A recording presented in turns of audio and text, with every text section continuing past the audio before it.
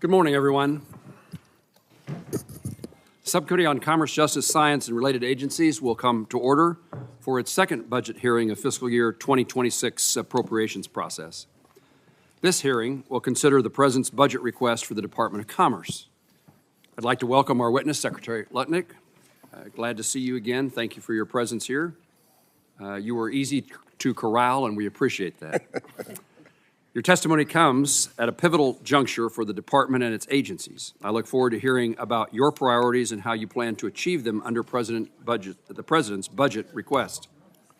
That request is outlined in a brief document transmitted to Congress last month and further clarified in materials published late last week, proposes significant cuts across several agencies within the Department of Commerce. We need additional information from the department, including the FY26 budget justification and the FY25 spend plan. This spend plan is required by law, and the limited information to date is insufficient. The budget request proposes a 16.5% reduction in budget authority for the department and its agencies, including a $1.5 billion reduction in the National Oceanographic and Atmospheric Administration, a $325 million reduction in the National Institute of Standards for Technology, NIST, and the eventual elimination of the Economic Development Administration. I support the administration's effort to save dollars. We do need to make certain that these reductions do not harm our efforts to expand manufacturing jobs and to promote Americans' exports abroad.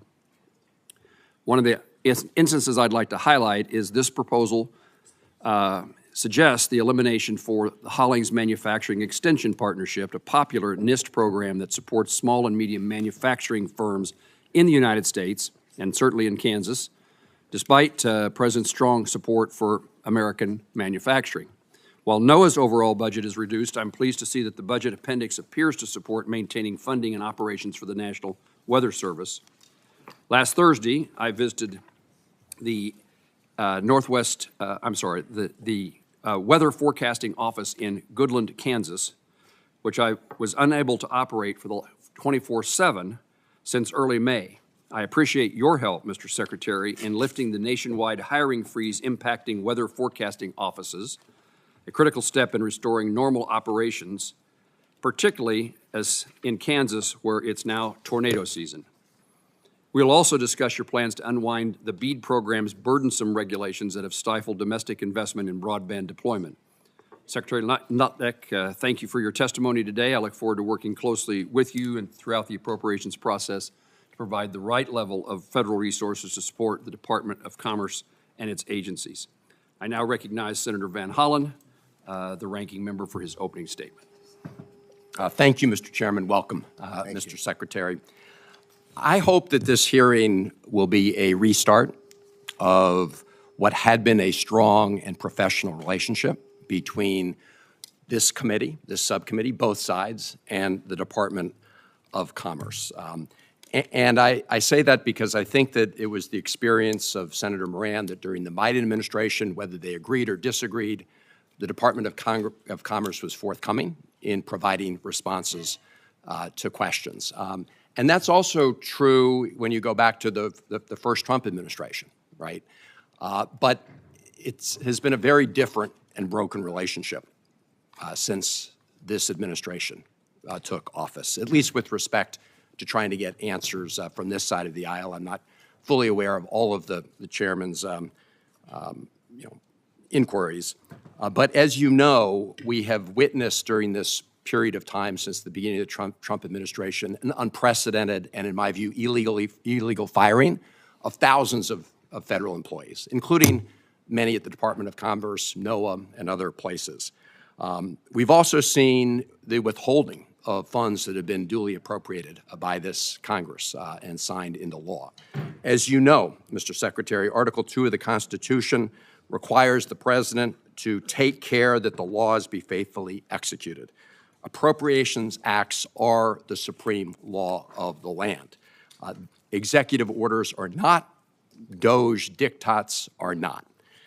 To that end, here's just a partial list of the department's and the administration's failure to comply with the law or with reasonable requests from this committee. The administration is withholding $200 million provided to the Department of Commerce in the fiscal year 2025 appropriations law that the President signed in March. The department has attempted to illegally shut down the Minority Business Development Agency, despite the appropriation and the recent bipartisan 2021 authorization law, putting that into the permanent statute. The department has not provided its agency RIF and reorganization plan, despite a letter that both the chairman and I sent to you and the department requesting the specifics. The department has illegally fired nearly 1,000 employees, including over 500 from NOAA alone. The department has failed to provide a real spending plan outlining how you tend to execute the fiscal year 25 appropriations law. We have this two-page document. The chairman referred to the fact that this is still missing other than this two-pager. Just to give you a point of reference, this was an equivalent from last year with respect to the plan to spend the remaining funds for this fiscal year, which, as you know, ends on September 30th. The department has failed to respond to virtually all committee inquiries, at least on the Democratic side. Letters I've sent, I sent you 2 letters, Mr. Secretary, in addition to the joint letter I sent you with the chairman, and our staff has sent multiple inquiries, and I'll have some questions about the lack of responsiveness going forward. This is, in my view, unacceptable, and I think it should be unacceptable to people on both sides of the aisle. And it's in this context that we're now taking up the fiscal year 2026 appropriations bill, and I've discussed with the chairman of the subcommittee, and I know that Senator Murray has talked with Senator Collins. As an appropriations committee, we've got to figure out how, when we appropriate resources for certain purposes, that those are complied with. Let me just say that beyond the issue of the numbers and the budget, this does come down to people. One such person is Carrie. She's a mom and a homeowner who lives in Maryland. She's a federal employee who worked at the Department of Commerce. She was proud of her mission. She worked to implement the CHIPS and Science Act, promoting domestic semiconductor manufacturing, supporting good-paying jobs. She received the so-called fork email offering her money to quit her job. She said, "I don't need to take that because I think I'm contributing." Earlier this year, she was on medical leave to recover following a major spinal surgery. She then, a few days later, received the message to tell everybody what 5 things she'd done during the week. Her husband said, "Don't focus on that, focus on your recovery." Instead, she worked from bed. Days later, she was fired. Then a judge ordered her and other employees to be reinstated, only for her to be fired again. Making matters worse, not only was her health insurance canceled, but it was also retroactively backdated, meaning she had to pay for the surgery and medication out of pocket. One prescription alone cost her $2,500. She said, and I quote, "Right now I'm working off faith. We have kids, we have a mortgage, car payments. I don't know what we're going to do." Mr. Secretary, this is no way to treat patriotic federal employees who are doing the work for our country. And I look forward to today's hearing and the questions that will be posed from people on both sides of the aisle. Thank you, Mr. Chairman. Thank you, Senator Van Hollen. Mr. Secretary, as I welcomed you earlier, we now look forward to your testimony, and you may begin. Sure. Thank you. And thank you all the members of this committee for having me here today. I very much appreciate coming to visit with you. Chairman Moran, Ranking Member Van Hollen, and members of the subcommittee, it's an honor for me to join you today. America is once again the most attractive destination for investment in the world. Under President Trump's leadership, the Department of Commerce is strengthening American industry from those that are the most popular to those industries that have been long ignored. We are focused on building in America and driving our economic growth.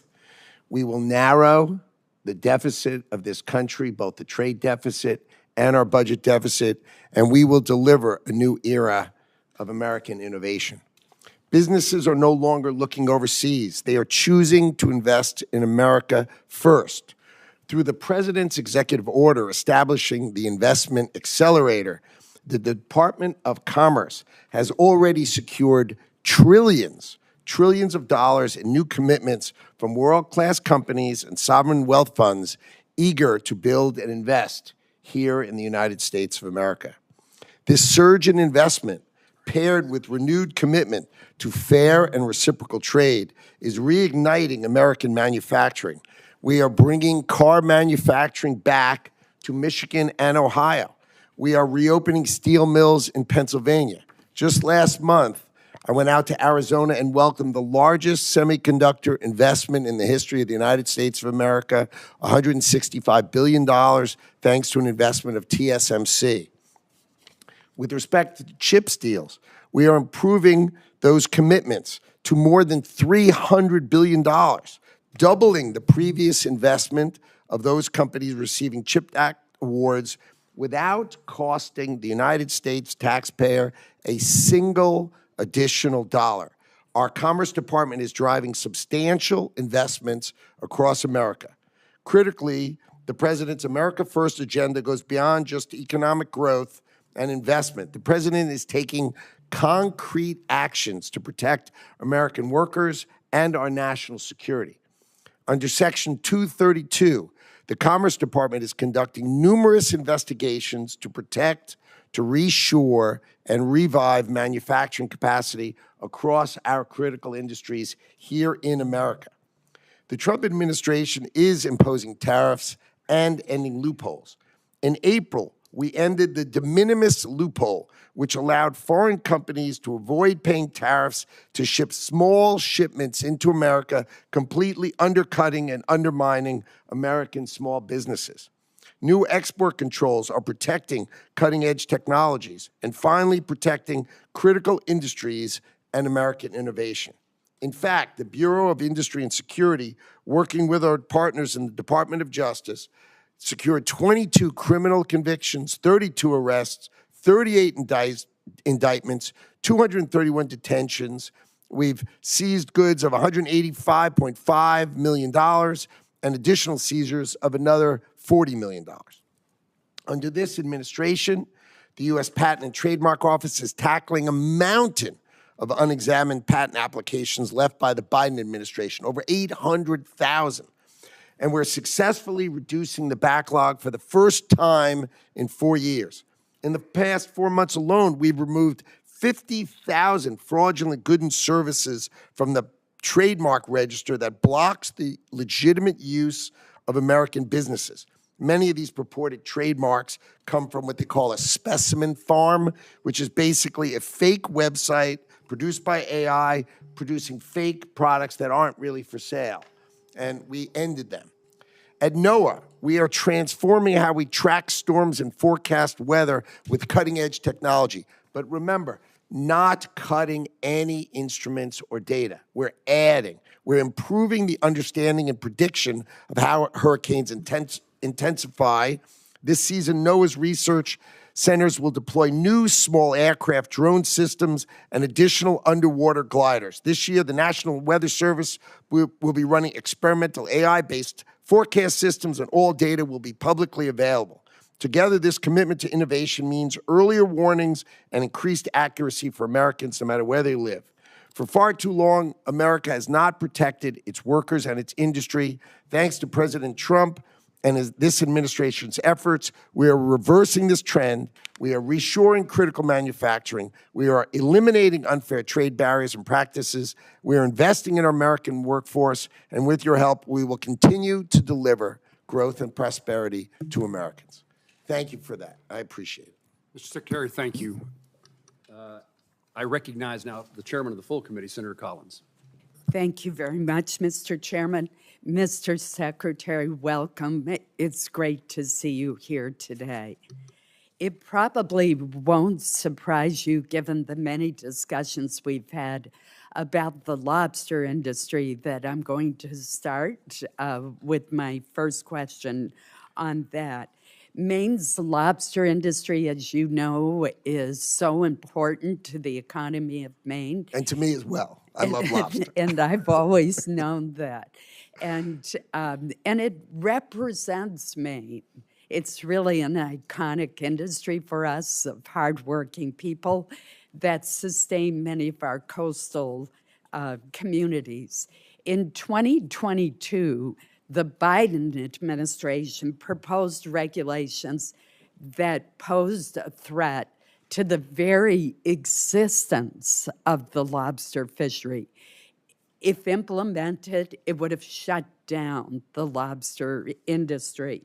The Maine delegation worked as a team, and we were able to successfully block those regulations and prevent them from going into effect for a period of years. Subsequently, the Maine Lobstermen's Association sued the National Department the National Marine Fisheries Services in the Department of Commerce and overwhelmingly won the case in June of 2023. And I want to read you just a little bit of what the judge said, what the three-court panel said in its decision. It said that the service had relied upon worst-case modeling that was, quote, very likely wrong, based on assumptions that the service conceded that it did not believe were accurate. Projections that are very likely wrong obviously are not likely to occur. And what the court found was that the service acted in an arbitrary and capricious way and blocked the regulations from going forward. But obviously, it's costly to go to court and to do that. So, Mr. Secretary, I know there's a new executive order that attempts to establish much higher standards for scientific research. It emphasizes rigorous evidence-based methodologies to inform federal regulations. Can you talk to us about how you believe that this new approach to regulation based in science will help protect the Maine fishing industry and our lobster industry from arbitrary and capricious regulations, as the court found was done in the previous administration? This administration views the Maine lobster industry as an American treasure, and we need to protect it. And you will see as we do our trade deals, right? They treat the Maine lobster industry horribly. And in the UK deal, they said, we will invite you to 10 Downing Street and we will have now a lobster dinner. Okay, so we've opened, for example, the UK to lobster. We think this capricious lack of rigor in our science has got to end. So the gold standard executive order saying only real science, not opinion-based science, has to be the rule. So we protect our fishermen, we protect our ranchers, right? These are key things that this administration is going to drive for. So I completely agree with you. We will protect the great Maine lobster industry because it is a treasure for America. Thank you very much, Mr. Secretary. We've also talked about how integrated the Maine economy is with Canada. And Canada's our closest neighbor, our dear friend, and our largest trading partner. And so I have been very concerned, and I know the department and you personally are working very hard on this issue about tariffs on Canadian products. Our lobster, our potatoes, our blueberries are largely processed in Canada and then come back across the border. We have a paper mill in northern Maine, in Madawaska, Maine, whose sister mill is right across the river in Canada. The sister mill in Canada produces the pulp that is piped across the river to the paper mill in Madawaska, Maine. So that's how close the partnership is. 95,000 Mainers are not connected to the New England electric grid. They get their electricity from Canada. I just mentioned these examples. 95% of our refined petroleum products come from Canada. 90% of potash, which is used, the fertilizer for potatoes, comes from Canada. Just to give you a few examples of how integrated our approach is, could you give me a brief update on where we stand with Canadian tariffs? Sure. So the overriding principle is USMCA. So if the products are actually made in Canada and actually made in the United States, they come back and forth, and it's easy for them to fall under the USMCA, and that has no tariff. No tariff. Things that are outside of that, where companies chose to be outside of those rules, and those rules, as you know, have been in place quite a long time. If they're outside of those rules, then they have a tariff on them. They have the fentanyl tariffs, right? Because we needed to close the border and make sure fentanyl was not coming into the country. And people say, oh, Canada doesn't do much in fentanyl. But if you look at the fentanyl rings in Canada, they're often manned by Mexican cartels. So we needed to shut that. And so those outside of USMCA do pay a tariff, but those inside of USMCA are free of tariff. Thank you. If you would provide us with a list of which products are under USMCA, that would be very helpful to us. I believe that a lot of the cases that I've mentioned will be under the USMCA. Correct. And thus exempt from the tariff. But it would be good to have some certainty in that area. So if we could work with you and your staff to try to get a more definitive list, that would be very Sure, that primarily comes from USTR, but I will call them and I will have it to you. Thank no you problem. so much. Thank you, Mr. Chairman. Chairman Collins, thank you very much. Senator Van Hollen. Thank you.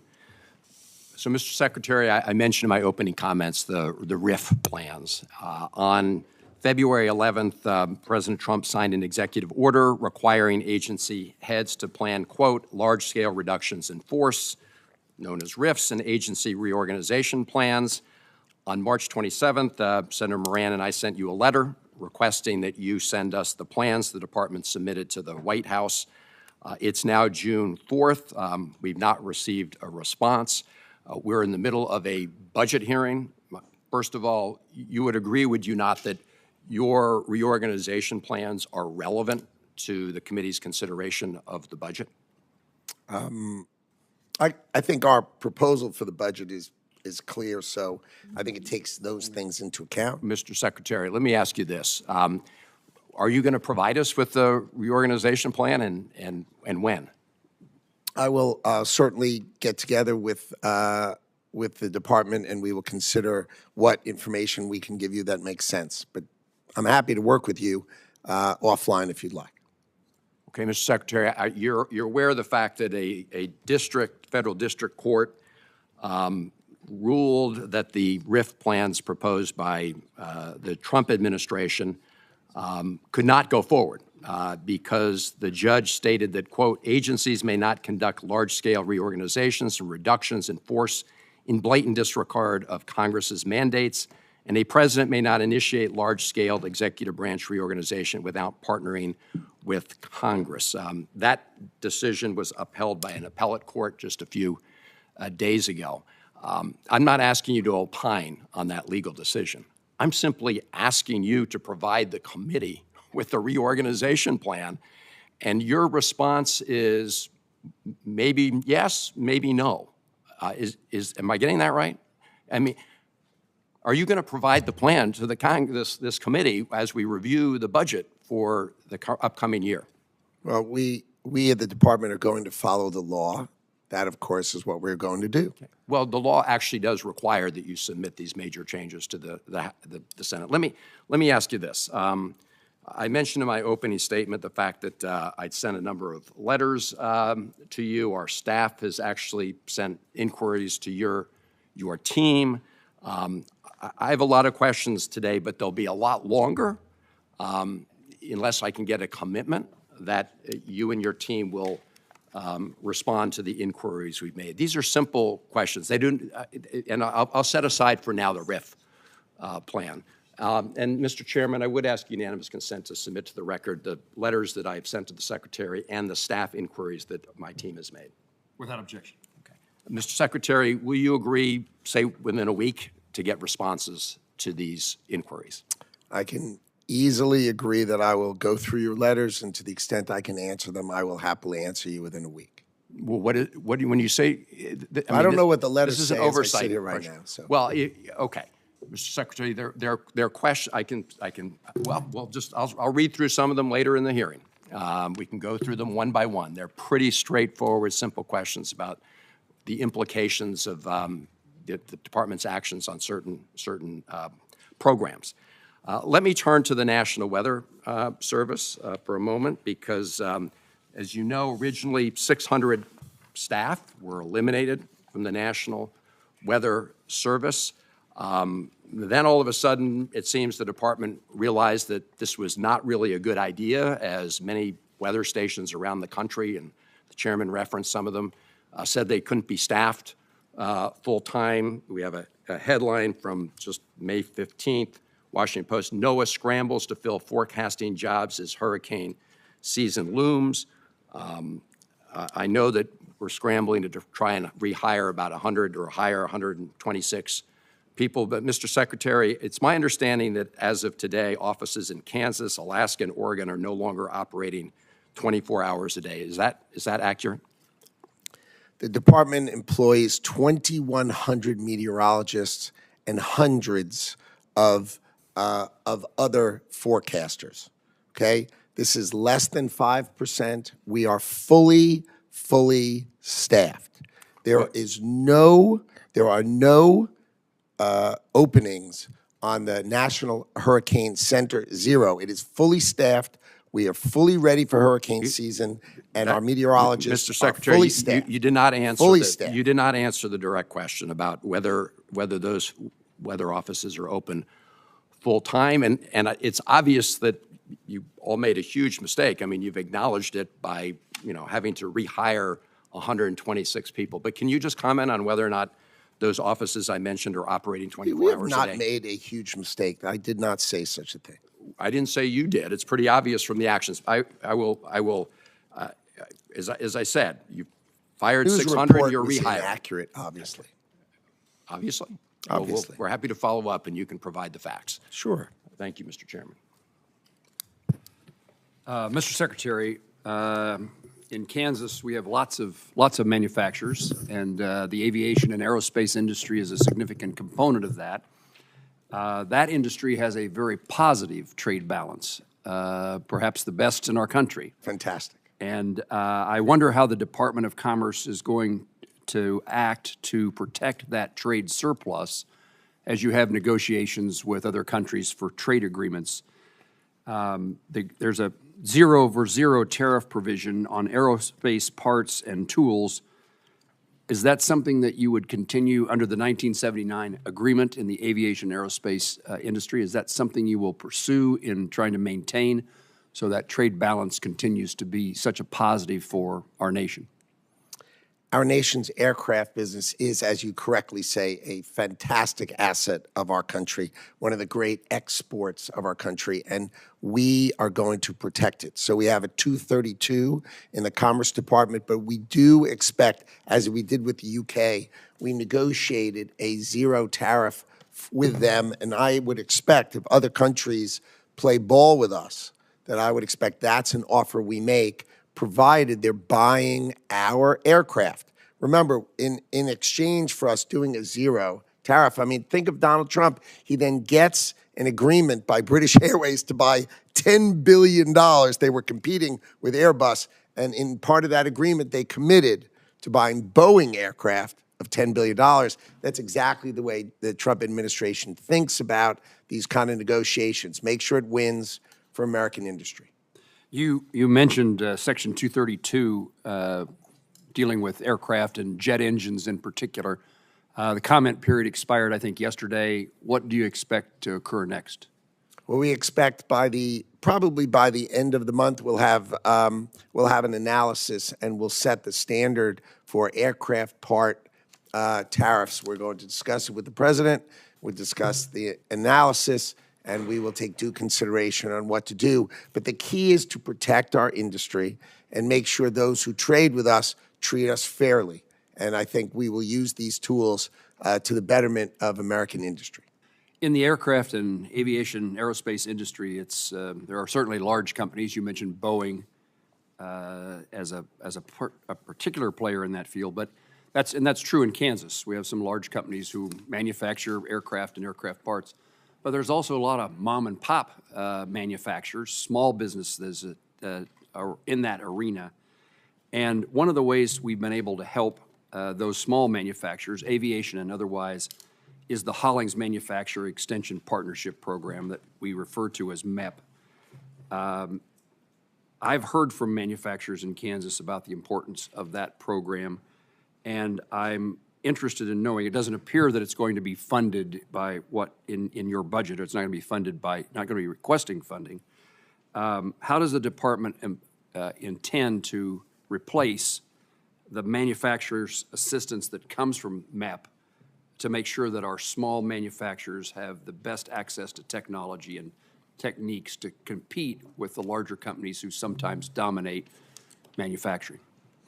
Programs that were set up by the Department of Commerce decades ago to assist in technology for manufacturing tend to be outdated. The new technology is AI-driven, automated. I think we need to re-examine and retool a whole variety of these programs so that we are able to provide the best technological assistance rather than just continuing a program that's decades and decades old. So I'm very focused, and our department is very focused on making sure we're bringing our manufacturers the best tools, and we're examining them, and we will do that. And you know, you have a great plant for Panasonic in Kansas. It's fantastic, and that's exactly the kind of manufacturing we hope to reshore to America. Thank you. Thank you for knowing about the presence of Panasonic in Kansas and its value to our state and to the country. I'm going to conclude my questions and next turn to Senator Kennedy. But I hope your budget that we will see, I hope in the near future, it shows us the path that you intend to take to make certain that the latest technologies are available to small manufacturers. Senator Kennedy. Thank you, Senator Reed. Oh, yes, it is. Senator Reed, I'm sorry, I spent time with you on the Senate floor yesterday and overlooked you today. Easily overlooked. Not intentionally. Senator Reed. Thank you very much, Mr. Chairman. Thank you, Mr. Secretary. We've all been talking about bottlenecks, in fact, in the department and elsewhere throughout the government. In fact, last month, Senator Cruz warned about the growing backlog of contracts awaiting approval at the Department of Congress. He warned that NOAA alone has 5,700 contracts set to expire this year. And it's been reported in the press that you are insisting on personally reviewing every Commerce contract over $100,000? That is true. Well, that seems to be something that is not particularly efficient, and that results in the 5,700 contracts just in NOAA. So, again, if you can't find reliable support to do those reviews, I think you're wasting your time, frankly. So I am tasked with the responsibility of my department, and contracts over $100,000 should be reviewed by the Secretary. Now, I may have more energy and more time, and if you drive by the Department of Commerce late at night, you're going to see our lights on because I'm going through it. I do it with my team. I do it with the people who run the bureaus, and I teach them how to analyze contracts, not to push forward what was done before. And I'll give you one quick example. They come to me with planes, hurricane hunters, and they said there were $672 million. I said, wow, how many planes do we get? We get two planes? Wow. Can I see the plane, please? Just show me a picture of the plane we're going to. And they show me this picture of a plane.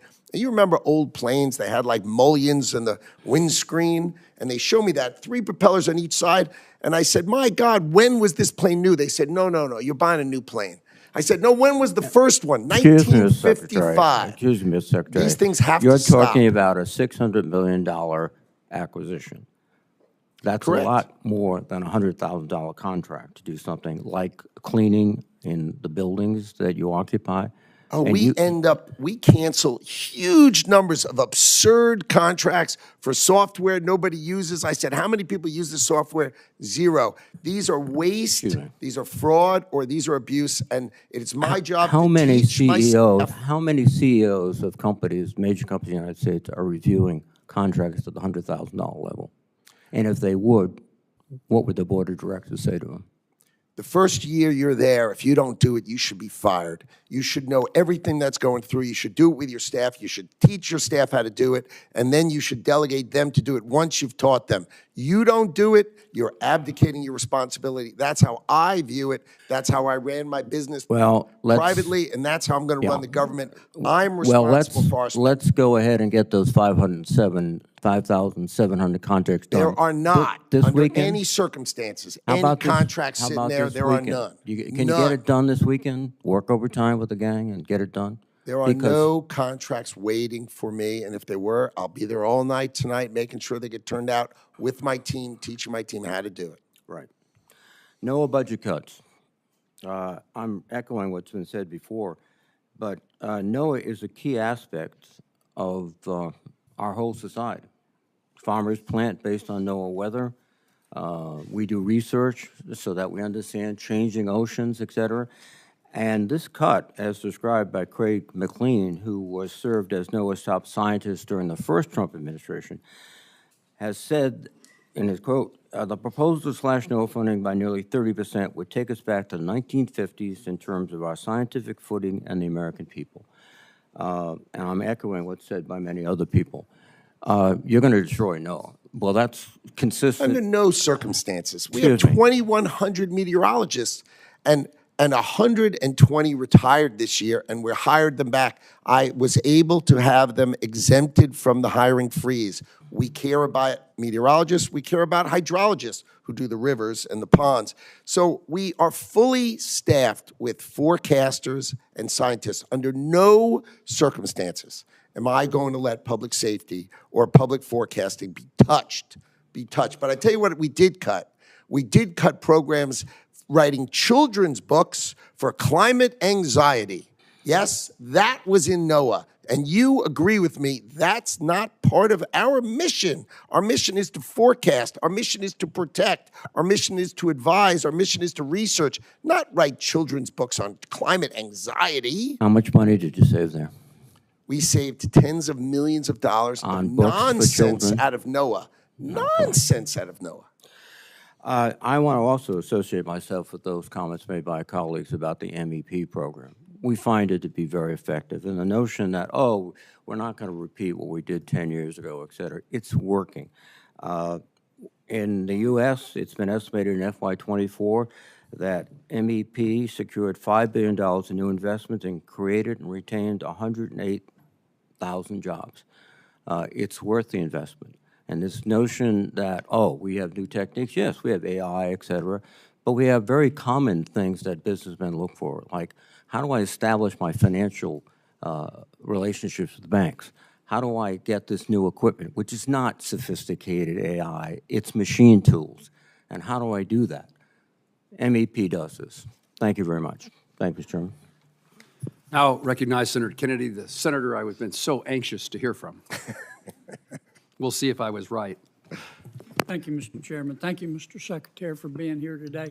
Mr. Secretary, I think I'm like most Americans. I agree with some of the things that you and the White House have done on tariffs, disagree with others. It's clear to me that the President listens to your advice about tariffs, so I want to spend my precious time trying to understand how you think. If Vietnam, for example, came to you tomorrow and said, okay, Mr. Secretary, you win. We're going to remove all tariffs and all trade barriers. Would the United States please do the same? Would you accept that deal? Absolutely not. Absolutely not. That would be the silliest thing we could do. Why is that? Vietnam has a $125 billion exports to us and imports from us $12.5 million. And you're thinking, Vietnam exports $125 billion? I'm aware of the figures, but tell me But where why do they you- get it from? They buy $90 billion from China, then they mark it up and send it to us. So you They're wouldn't- just a you wouldn't- pathway of China to us. You wouldn't accept that deal. No, it's a terrible deal. We're the one with money. We're the one with the then store. Of what's the course they want us purpose- to take What's down. the purpose of reciprocity then? Is reciprocity not one of your goals? Are you telling the president that we shouldn't seek reciprocity? If that's what you're telling him, why are you trying to do these trade deals? What do we want? We want to encourage Vietnam to produce products they're great at producing. But I want to get back to reciprocity. You just said you don't believe in you don't accept reciprocity as a goal. What are you negotiating in these trade deals? Why would we then? open our bank account and What- their bank account when Why are ours is you 10 times negotiating bigger? trade deals? You're trying to get other countries to lower their tariffs and trade barriers in return for us lowering ours. I think That's true for the things that they'll take from us. That's called reciprocity. Of course. So are you or are you not seeking reciprocity in these trade deals? We are absolutely seeking reciprocity with respect to things that can be reciprocal. But you just said But when they're that importing if a from country- China and sending it to us, You just said they're that not. if a country came to you and offered you the ultimate reciprocity, no tariffs, no trade barriers, in return for us doing the same, you would reject that. Of course, because they buy from China and send it to us. Don't you agree with Suppose me? they said we won't buy from China. Now we're talking. Now we're Would talking. you, If it was Vietnam, would you accept that deal? we would consider it. For what things? For What would you want products? to change? Well, there are certain products we want to reshore. We don't want other people making them. We want to make pharmaceuticals here. right. We need to protect All right, ourselves for let certain me ask you things. this, because I'm going to run out of time. Are trade deficits, are you advising the president that trade deficits are always bad in every situation? No. Okay. When are trade deficits good?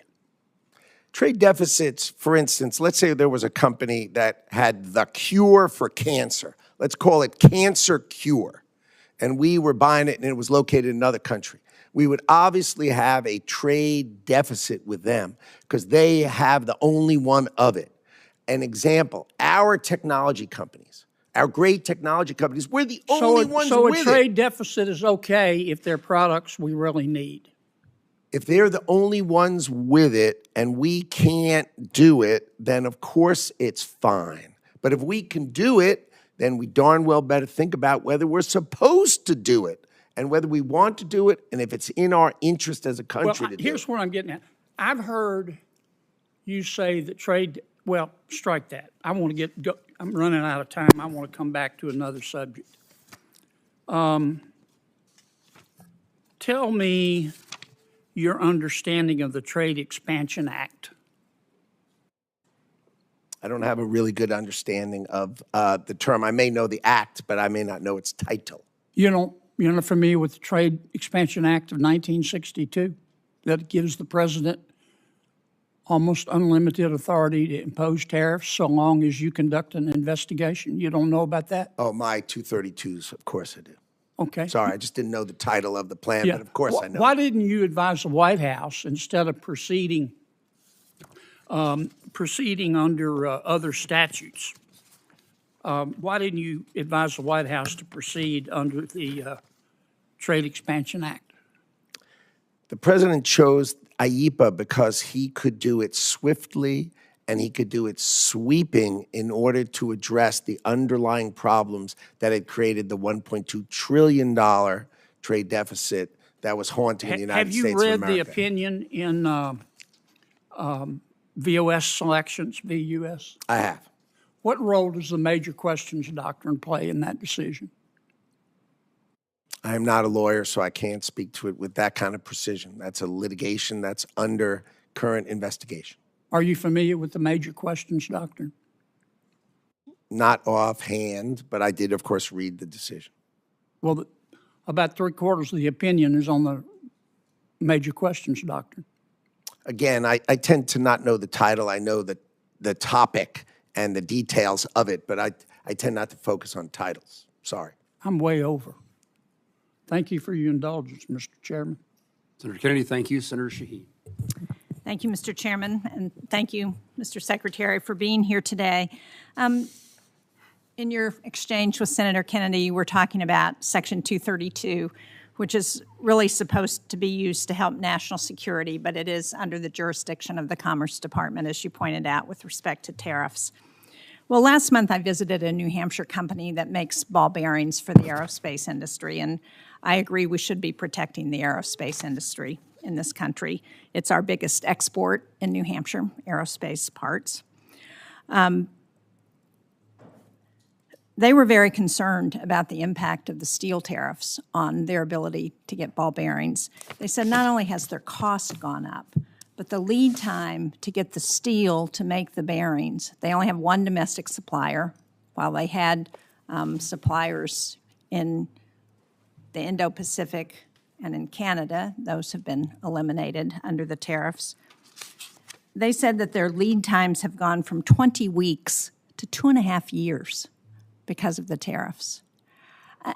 I think this creates a real challenge with respect to our national security. About a good percentage of the work they do is with the Department of Defense. It's in the defense industry. So before expanding these tariffs, did the Commerce Department work with the President to evaluate the impact to our national security supply chain? And have you coordinated with the Defense Department? This is an issue that I've also raised in the Armed Services Committee with the Department of Defense, because they don't seem to be aware of what the impact is on the defense industry of these tariffs. Of course. You did consult with the Department of Defense? And, of course. And what was the determination about how you address those kinds of extended lead times for companies that are producing equipment that's critical to our national security?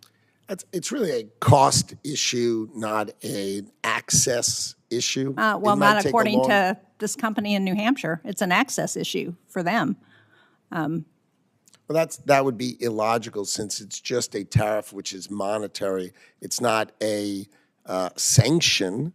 It's just a monetary one. It would be well, more it affects expensive. their ability to get the product, though, to get the steel that they need. No, yeah, it changes well, the price point, meaning if you're trying to buy it cheaper, the idea for the administration well, they is, don't think, I'm not going to argue with you. I'm just going to tell you what this company in New Hampshire has told me, and that is that their lead times have gone from 20 weeks to 2.5 years. And at that rate, it's hard for me to understand how we can continue to support our defense industry when we don't have the ability to get the supply chain that they need to operate. the big issue is you can't fight a war without steel and aluminum production in America. You have to be able to make it. If you don't have the ability to make your own steel and aluminum, you can't fight a war. And that is what the president's doing. He's trying to make sure that we make sufficient steel and aluminum to protect our defense which industry. I certainly is exactly support. What you're I'm saying. sure all of us support. Sounds like we exactly agree. But I don't agree on the way it's being done, because we're not going to have the steel that we need immediately to provide the supplies that we need immediately. So we need to do a little better planning before we put in place those kinds of tariffs. But I want to go to another issue. And I can explain offline how the steel works, but it goes to a spot price. It doesn't change supply, it just changes price. But we'll go over that offline. Well, let me just say, the company that I've been talking to in New Hampshire understands how it works. And they have a problem. They don't need you to explain it to them. They know, because they've been in business for years. But I want to go to the Manufacturing Extension Partnership, because you suggested that this is something that has not kept up with the technology. In New Hampshire, they're doing additive manufacturing, they're doing AI, they are providing additional technology to help those companies. And so I just want to register my support with what the chair, the ranking member, and others have said about the importance of this program. For every dollar invested in 2023, it returned to $24.60 in new sales growth and $27.50 in new client investment. This is a program that makes a difference for companies in New Hampshire. And at a time when we've seen the third straight month of manufacturing decline in the U.S., it seems to me that we ought to be looking at how we can continue to support those industries and support a program that's been working. So I hope you'll take another look at that, and given the bipartisan support for it, that you'll decide that this is something that it's worth keeping because it's helping American companies. Thank you, Mr. Chairman. You do know that my Office of the Inspector General cited the MEP as one of the most participating in waste, fraud, and abuse because the leaders of these things were just charging huge salaries for themselves. And one of these offices had like a 90% compensation ratio and others had 60. So the concept is right, but I want you to let our department fix the waste, fraud, and abuse, and let's get back to its core elements, which I think are fine. So we're not arguing about the core elements, but you need to do it correctly. Well, if I could just respond, Mr. Chairman, I appreciate that there may be issues and that we should address those, and it would be helpful to have some transparency around that. I can tell you that in New Hampshire, the head of the MEP program is not making an inordinate salary because we watch that carefully in New Hampshire. Thank you. Thank you. Senator Fisher. Thank you, Mr. Chairman. Welcome, Mr. Secretary. Nice to see you. I appreciate the review that you're doing in the department over the programs that you have there, and as you try to make taxpayer dollars be spent efficiently. Looking at broadband programs, the broadband funding map continues to be a major priority of mine. The map tracks all federal dollars being used for broadband deployment, as you know. And the goal is to avoid redundant overbuilding and wasteful funding. However, we have had issues with agencies that do not collect or report this data consistently, if at all. By law, NTIA has a key role to collect this data from federal agencies in addition to submitting their own program data to the FCC, which houses the maps. Will you commit to prioritizing NTIA's work to support the broadband funding map and ensure that these dollars are optimized? Sounds smart, yes. Thank you. Are there any other areas where you think that NTIA's broadband programs can maximize funding to make sure that they meet the intended purposes? We are hard at work rigorously pursuing the details of NTIA to make sure it can be the most efficient and effective along the lines that you were discussing about telecommunications, both access and capacity for growth in America. You and I have talked about the BEAD program in the past, and I know you have your work cut out for you in reviewing that program, especially with all the red tape that the Biden administration created for that program. Do you have any idea on the timing for revising those BEAD program rules? Yes, so my expectation is we will put out the notice of funding opportunity, the NOFO, shortly. And then we would expect everyone to apply within 90 days. We're going to hold it hard at 90 days, and then I'm going to hold my department firm that within 90 days, if those applications are done without regard to favoring one technology over the other, just make sure we're giving the benefit of the bargain. What's the cheapest way to get broadband to these people, the most efficient way to do it? If they make that application, we will make all awards by the end of this year. So you had the Biden administration sitting on it for 30 months, right? And you're going to watch us distribute the money and get it out the door, provided the applications are, let's say, technologically agnostic. Just do the right thing for the American people. Let's get the broadband to the people for the most efficient way, and we will put out the money. I'm excited to see broadband deployment take place. to areas that receive no service. We have a number of companies in Nebraska that are able to do that through the Universal Service Fund, through the BEAD program, to be able to get that connectivity out to these very sparsely populated areas. There's a vastness to my state as to others here. To be able to have that happen, the mapping, back to the mapping, is extremely important. But also to recognize, I think, the investment that many of these companies in my state and in other states have made and have been required to make. So I hope you will take that into consideration as you look at reaching these unserved areas, primarily unserved areas, that need to be focused on. Will you commit to working with many of us here that face those obstacles in order to make those opportunities available to our citizens? I'd be delighted to work with you, so I understand your concerns and that we focus on them. Great, thank you. You have many bureaus and you have many programs to cover in making sure that the department uses taxpayer dollars efficiently. And among these are key grants that support Nebraska's development districts. I was pleased to see that they all received their grant approvals this week. That greatly assists our rural communities across the state.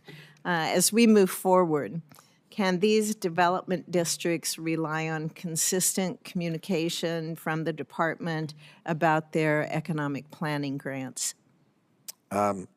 Communication should be at the top of our list, so that sounds like an excellent goal and strategy for us to try to achieve. I appreciate the openness you've had with my office. I hope that continues with all members of the Senate, so that we can work together. You have an important job. You cover many, many, many areas. You have a broad jurisdiction, and it's very important that these things get done and happen in a reasonable amount of time. So I thank you, sir. Thank you, Mr. Chairman. Fisher, thank you. I'm going to follow up, Mr. Secretary, and just make a point to your response to Senator Fisher's question about the BEAD program. We have many small companies in Kansas and across the country who've applied for BEAD grants. They've done through their state office.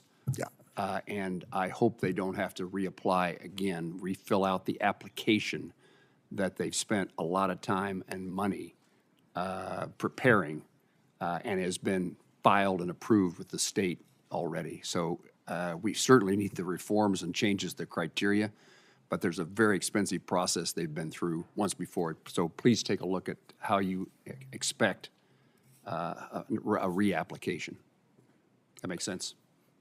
Yes. Remember, the key point for me is that the American people get the benefit of the bargain, and we are focused on getting rid of the stuff that's not broadband access, so just all that sort of noise and other things. And then literally, as long as the application is technologically agnostic, meaning does it matter if it's fixed wireless or fiber? The answer should be whatever's the most efficient way to solve that. I want to do that, and we will get the money out the door by the end of the year. Nothing you said do I disagree with. In fact, I agree with fully. Just trying to point out there's a bureaucracy that's taken place in the past that we do not want you to replicate. I will try to reduce it. I promise that is my objective. Thank you. I will definitely try to reduce it. We're joined by the Vice Chairman of the full committee. Senator Murray is recognized. Thank you very much, Chair Moran, Mr. Secretary. Nice to see you. Nice to see you. You know, over the last few months, I am deeply concerned because we have seen mass firings at NOAA that are really seriously jeopardizing the weather forecasting that we all count on. Funds have been frozen, grants and contracts have been abruptly canceled, and agencies that were created by Congress in a bipartisan way have been shuttered unilaterally, really ignoring the law and sweeping thoughtful tariffs that are crunching small businesses and raising costs for our families. And we have seen President Trump illegally block some emergency funding House Republicans included in their year-long CR, which has cut off funding your department counts on for trade fairness, export controls, NOAA satellites, and more. So needless to say, I don't think any of this helps advance the department's mission to spur economic growth and strengthen America's competitiveness, and it does leave me very seriously concerned about whether the department is going to be able to carry out its job. Now, before I turn to my questions, I do want to quickly raise your decision to cancel $48 million in Tech Hub funding for the American Aerospace Materials Manufacturing Center in Eastern Washington and Idaho, alongside several other hubs. We've had a chance to talk about this yesterday, but I want you to know I have a lot more questions than I think you answered. This hub is really a partnership of industry, academia, military, governments at all levels. Canceling that funding and further delaying progress at the Tech Hub really damages our defense industrial base and limits our ability to compete with China, as I told you yesterday. So that is unacceptable, and I look forward to you resolving that as soon as possible. Okay, we have not canceled anything. And just to let you know, I do have, since we discussed it yesterday, I do have the $220 million. We did draw it down before the date it was due, and we have the funding for the tech hubs. We are going to fund the tech hubs. Okay, I have the funding, the 220, right? And the additional 280 comes when there's a forward auction. But I have the money. We will fund them. I'm not canceling them. I just need to make sure they do the benefit of the bargain. I appreciate that, and they as do I it said correctly. yesterday, we need an answer that everybody understands is critical. Now, I do want to ask you while you're here, one of the agencies that you oversee is NOAA. It is absolutely essential to supporting sustainable fisheries, protecting our natural resources, and making sure that we have accurate weather forecasts. Cutting away at NOAA, as you've been doing, and as your budget proposes to do further, is going to do serious harm. Among other cuts, your budget would completely eliminate the Pacific Coastal Salmon Recovery Fund. That would be catastrophic failure. It would abandon our communities, our tribes, our industries who rely on salmon. And across the Pacific Northwest, salmon are not just fish. They are a way of life, and they are foundational to our economy and our culture. So I would like you to explain quickly why you proposed that cut, and I want to ask you, did you consult with our tribes or fishing communities who count on it before making that decision? The issues are that we do the same thing in multiple ways in NOAA. We have not cut any hydrologists, which are the people who study the water. But you eliminated the Pacific Coastal Salmon Recovery Fund. That is what I'm precisely asking you about. Well, did you talk to our tribes or our fishermen before you did that? Of course. Well, I have spoken to the tribes. I've talked to the scientists. I've talked to the fishermen. No one in the Pacific Northwest supports those cuts. And I want everyone to know I will not vote for an appropriations committee or appropriations bill that eliminates that funding. Now, staying on NOAA, facilities like the Northwest Fisheries Science Center, which is in Seattle, are really in dire need of investment. For this reason, this CGS Appropriations Committee has long included language requiring the Secretary of Commerce to include the cost estimates for NOAA construction projects of more than $5 million in the congressional budget justification materials, as well as the 5-year cost estimates for those projects. Are you aware of that requirement? My understanding is we filed our budget according to the CR with exact precision. Well, have you submitted the department's FY26 congressional budget justification? It did not include the list of projects. My understanding is required to do. the CR had certain obligations for us, and we followed them with precision. That's my understanding. The fact is that you are required by law to submit the NOAA PAC construction list to Congress with the budget. That wasn't done. Can we get that list by Friday? I'll happily take a look at it, and if it's required, of course, I will send it in. Okay. It is required. Mr. Secretary, I wrote a law. It was called the Digital Equity Act. To help close the digital divide, and it passed with overwhelming bipartisan support.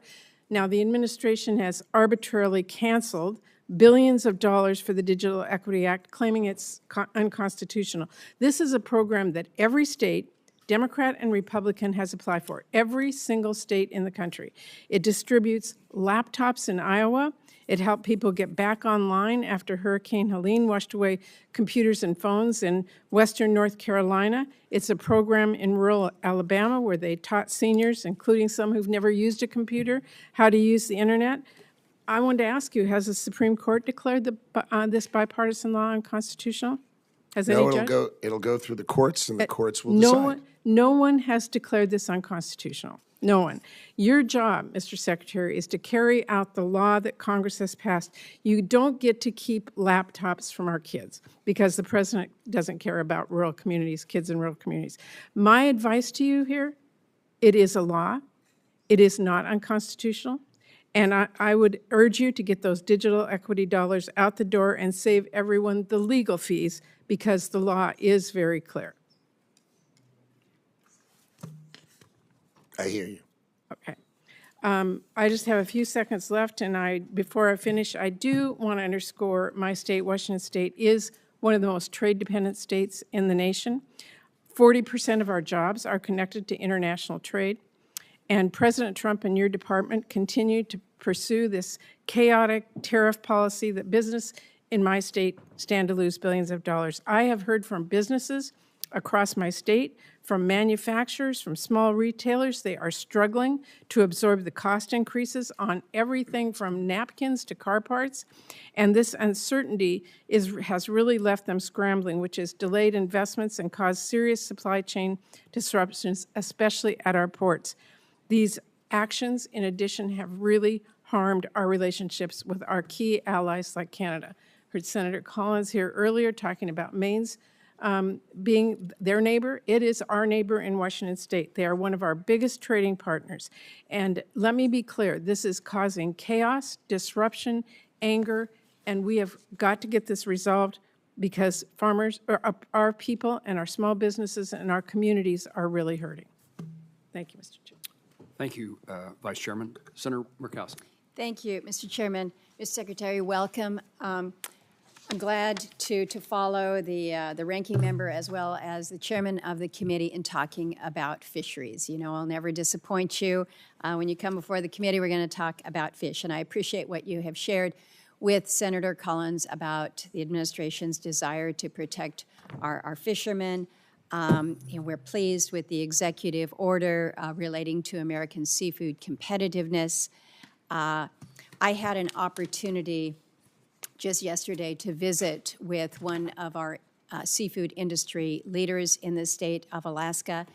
I thought we were going to be talking about some of the tax provisions that are included in the reconciliation package, but he basically said, if we can't deal with the trade issues when it comes to Alaska's seafood, we're not even going to need to worry about the tax pieces because the trade implications are going to kill us. In Alaska, Russia has declared war on Alaska seafood, and they have been very direct and very open about it. They are using their dominance in the seafood market to really help fund their war against Ukraine. And the effort is one that we are looking at and needing to make sure, I mean, really desperate to make sure that the administration fully understands the implications of what is happening right now. We've got the largest federal fisheries in the nation, about 60% of America's harvest by volume. Seafood processing is 70% of Alaska's manufacturing employment. The Alaska seafood industry generates $6 billion in economic output for the state. It employs 48,000 people in Alaska. Right now, we have Secretary of the Interior and the Secretary of Energy and the Administrator of EPA up in the state, all focused on that aspect of resource. But the other great resource for our state is our fisheries, and they are in peril. I would ask for your commitment to sit down with leaders of the Alaska seafood industry, those important stakeholders, so that we can talk about a path forward on some of these issues that are really harming our industry right now. Can you give me that commitment that we can work with your team to identify a time to do just that? Why don't you organize it, and it would be my pleasure to come and do it together with you. We can all do it together so we can make sure every topic is on the table and we address it, because our trade policy is out to protect our fishermen, which are a key resource of the United States of America. We are on it. We know about it. I know all about the Russian issues. They've been attacking us for years. This is nothing new, sadly.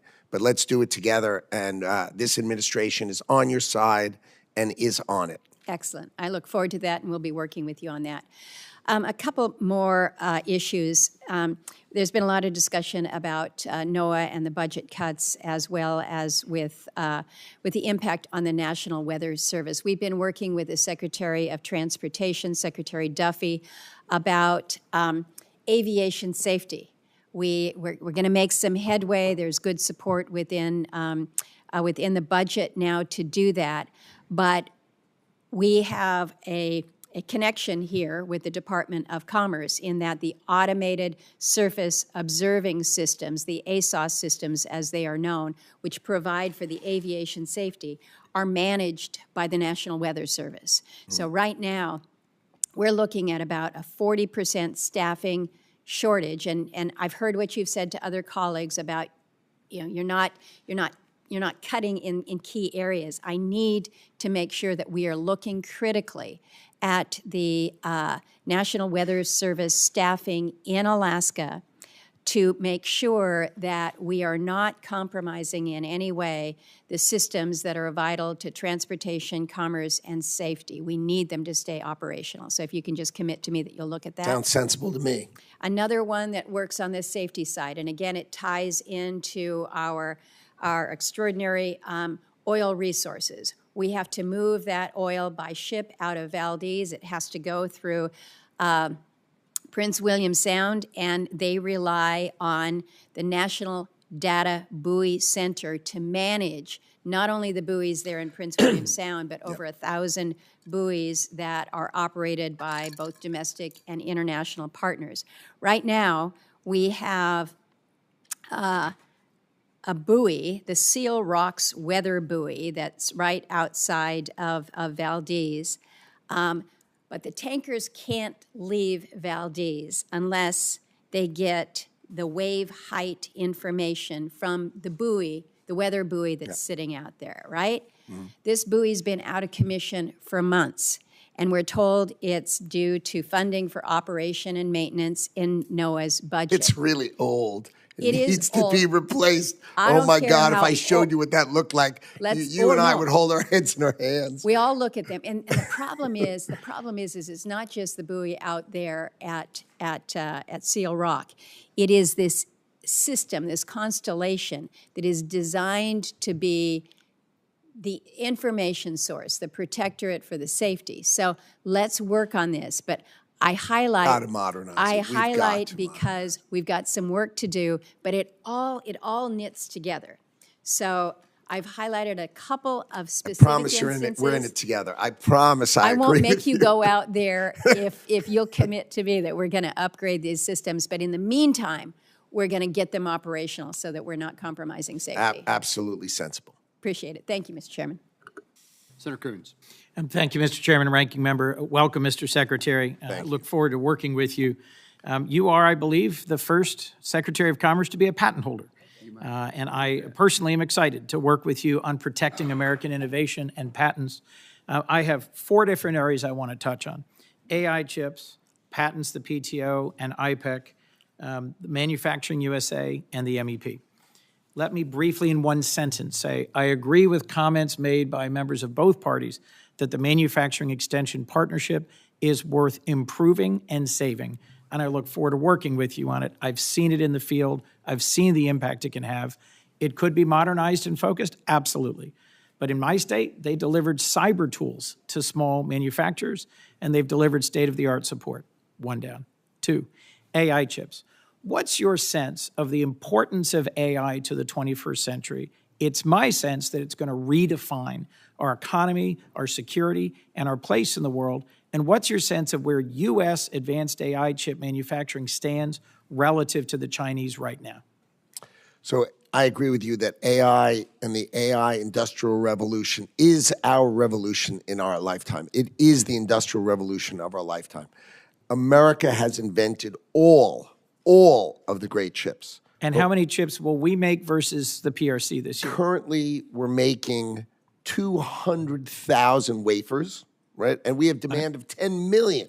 Now, the chips deal that I made with TSMC, the Department of Commerce made, increase that, we'll have 1.2 million chips, wafers. 1.2 million wafers. So we'll be at about 12% of our demand. And how it's much will woefully the inefficient. How much will the PRC make this year of advanced chips?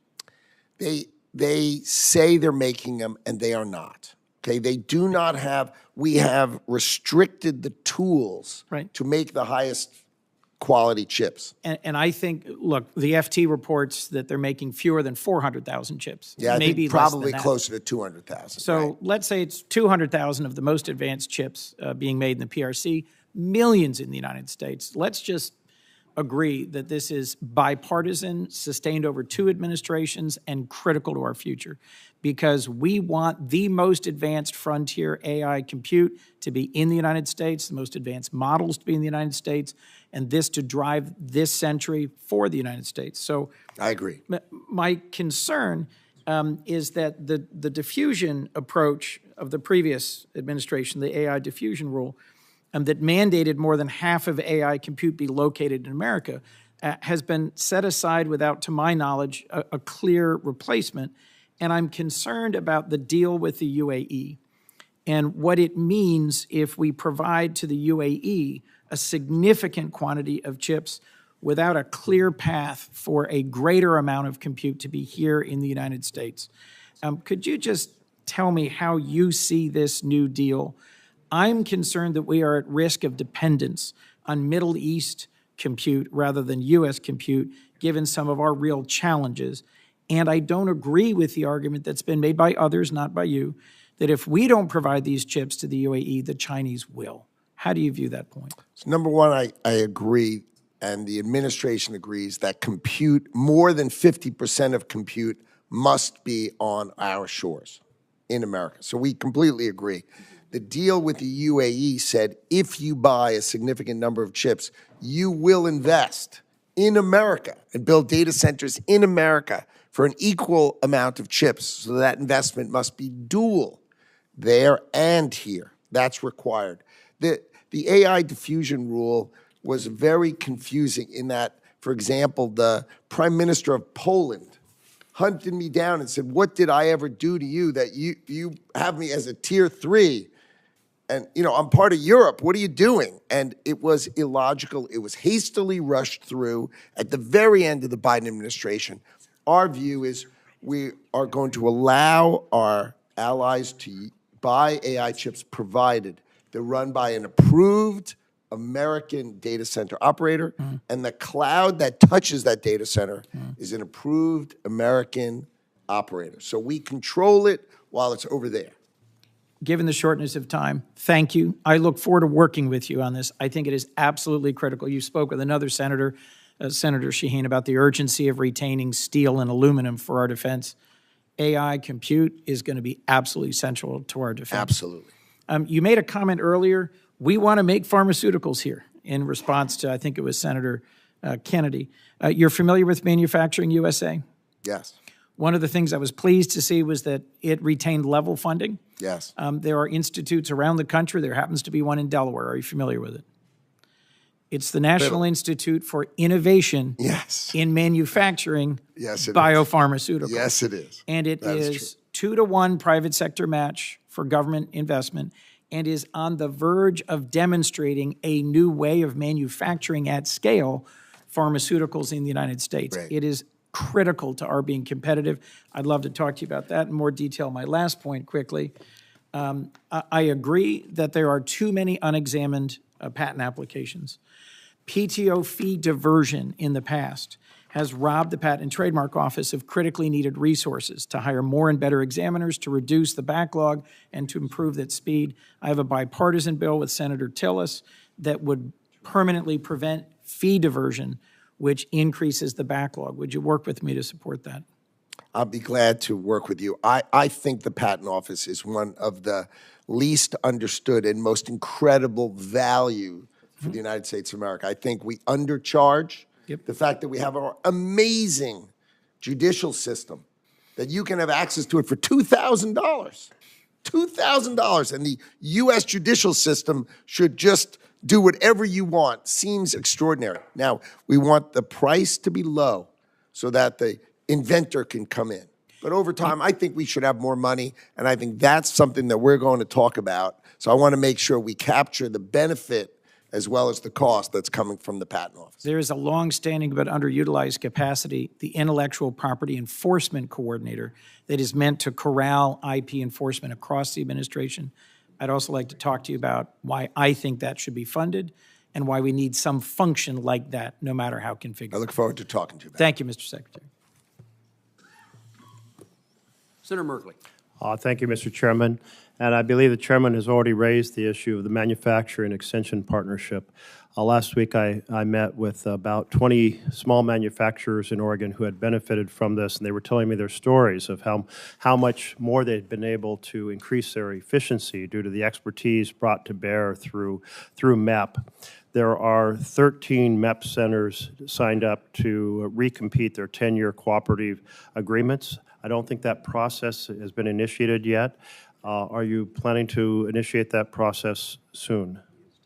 Well, I have to sort of sort it out with, I have the Office of the Inspector General has been really, had a very, very negative report. So we need to clean it up and we need to modernize it. So that's what we're working on, and then we're going to go forward, try to figure out what to do next. Can you meet with those of us, bipartisan fashion, that have seen the powerful impacts on supporting American manufacturing by small businesses through MEP to maybe go over the Inspector General's comments and think about how, if we need to reform the system, we can reform it, but then we can get this renewal, this contract. Well, that sounds like renewed? a great idea. I'd be glad to do that. That'd be sounds terrific. great. Thank you. I wanted to turn to the CHIPS world. To implement the CHIPS Act, Commerce signed contracts with American chip makers, but you have noted publicly that you are not planning right now to distribute the CHIPS award dollars even to folks who have satisfied the contract conditions. So just to be clear, yes or no, are you currently withholding the funding to chip makers who already had these contracts? I think the benefit of the bargain, there are numerous contracts that can be made better. For example, the TSMC contract had a $6 billion award for $65 billion of building, and then we were able to modify the award for the same $6 billion of funding, but $165 billion of building. I think commitments of 4% or less are more appropriate than a 10% funding. Just seemed overly generous, and we've been able to renegotiate them. So if the question is, are we renegotiating? Absolutely, for the benefit of the American taxpayer, for sure. Well, I'll just note that I'm concerned. I'm concerned because the whole goal was to reinvigorate American chip manufacturing. And to some degree, you may be able to strike a better bargain, but at some point it doesn't become a better bargain, and we reduce the acceleration of our re-energizing the chip industry here. I can't be more confident than if you spend time with us, you will see that all the deals are getting better, and the only deals that are not getting done are deals that should have never been done in the first place. But all the deals are getting better. Micron offered to go from $25 billion in commitments to $60 billion in commitments. I mean, the commitments of building in America are going better. We're just getting more value for the same dollars. So we are planning to distribute money only if we get much more building in America, which we both agree is totally in the interest of America. Well, I hear your point. I will say that when companies find, when they put a lot of work into striking a deal, that contract then is up for renegotiation down the line, that also kind of discourages folks from being able to rely on the contracts that they've struck. So I'm just registering concern about that, and hope the rest of the deals that were struck, if they can be renegotiated to the favor, I hope they can be done and we can proceed, because I don't want to slow down the work that we invested in a bipartisan fashion to reinvigorate chip making here in the United States. Sure. Thank you. I wanted to turn to the tech hubs, and the department has canceled a number of, well, I think quite a few of the tech hubs awards, and maybe it's a similar situation. I think you're planning to recompete them, correct? Correct. And in doing so, are you committed to a full and fair process with no discrimination against those who won in the first round? Of course. Absolutely, great. I appreciate that.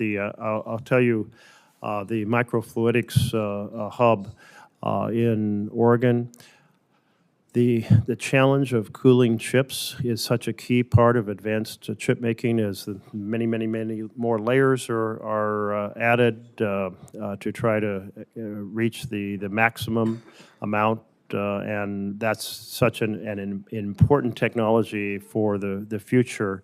And so I can tell you the community in Oregon was very excited about the investments they've already put into this strategy.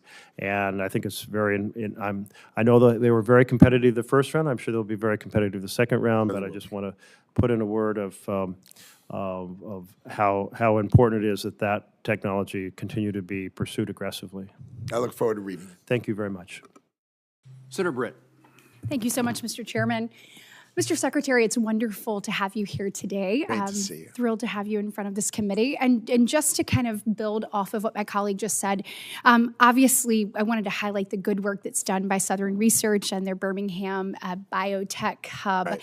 The Birmingham-based experts and scientists are national leaders in oncology, precision medicine, population health, and infectious disease, and are well-positioned to make sure that any groundbreaking advancements that are made can be done there. And my only question to you, and I really appreciate your commitment to making sure the process is fair and thoughtful moving forward, is that if there's some senators from both sides of the aisle that would love an opportunity to just sit down with you, and would you just commit to giving us a few minutes of your time to talk about it? Sounds great. Excellent. Happy to commit to it. Thank you so much. I appreciate it. So I want to highlight a success story of the automotive industry in the great state of Alabama. Auto manufacturing has truly transformed our economy. It has literally driven us into the 21st century. It started in the late 1990s with our very first OEM right outside of Tuscaloosa, Alabama. And since then, we've added more than 3, along with countless suppliers, 150 Tier 1 and Tier 2 suppliers throughout our great state. So in a little over 25 years, Alabama has become the premier host for the automotive industry. We are also the #1 auto exporting state in the country. Alabama auto exports are sent to 78 different countries, and actually one of our OEMs exports more than 2/3 of its product. I wanted to work with you to make sure that Alabama continues to be the premier, and the work that we're doing, I think, is exactly what President Trump wants to see more of: onshoring jobs and providing life-changing opportunities for the citizens that I serve. And so I want to know, how are you going to work to replicate the great work that's being done in places like Alabama and other states? Our objective, especially in auto, is to reshore. I think we have $250 billion of committed reshoring in auto alone. And I know that Alabama, they love, for whatever reason, you've done a great job, because they love Alabama. Excellent. And I think you're going to be your state's going to be a great beneficiary. As Senator Graham knows, they love South Carolina just the same. That's right. So auto is coming back to America, and the president is on it, and he's driving it. And we feel it every day. Good. Right? You had an announcement the other day by General Motors saying they were bringing their engine manufacturing back into America. That's I mean, huge. these are the things we need to employ our people, and it's coming. And so I know thank you considered an export credit. Is that something that's still on the table? The idea of the export credit comes with a trade deal. Okay. If you're a country and you're willing to open Japan, Korea, who export to us, right? If you're not willing to open your market, why are we giving you anything? But if you're going to open your market, now let's talk. And that's exactly the president's view. If you don't want to open it, you can pay a tariff. If you want to open it, then we're here to talk. Well, we hope to continue to grow the automotive industry in the great state of Alabama, and just want to set the record straight, and I appreciate you saying it as well, but these are jobs that change what is possible for the people in those communities, and they have been able to achieve the American dream as a result of these opportunities, and we want to make sure that they keep coming. So thank you so much. Last month, you launched an investigation into the effects of the U.S. national security of imports of commercial aircraft, jet engines, and their parts. Mobile, Alabama is home to the 4th largest manufacturing location for commercial aviation in the world. Will you consider the production needs of both Airbus and Boeing to meet the extreme commercial backlog that we've seen? I think it's now over 14,000 aircrafts, in order to make sure that we are doing what we need to meet the needs of our country. Can I say exactly? Yes, Okay, exactly great. the way you've said it. This is a lot easier Exactly. than I thought. Excellent. Thank you so much.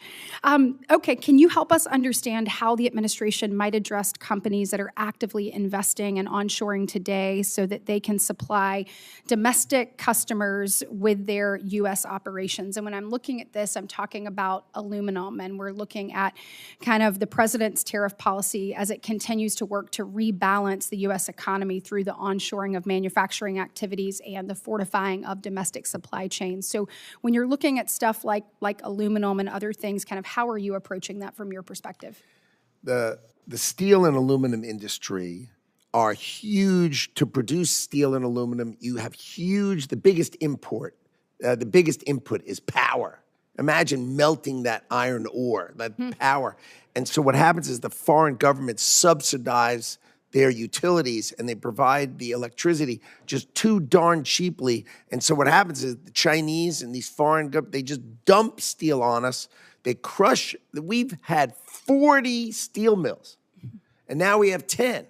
And as the president says, you don't make steel, you can't fight a war. So he's protecting that industry, bringing it back. You're going to see more steel and aluminum furnaces and mills in the history of this country be built over the next 3 years. And they're all committed to it, and they're coming. Yeah, and we're proud to do that in the great state of Alabama as well. Thank you.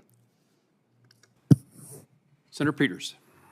Thank you, Chairman Moran. Secretary Lutnick, good to see you here. Thank you for being here today. Nice to see you. I know you've talked about this issue a fair amount today, but it's important to me, and I want to bring it up as well.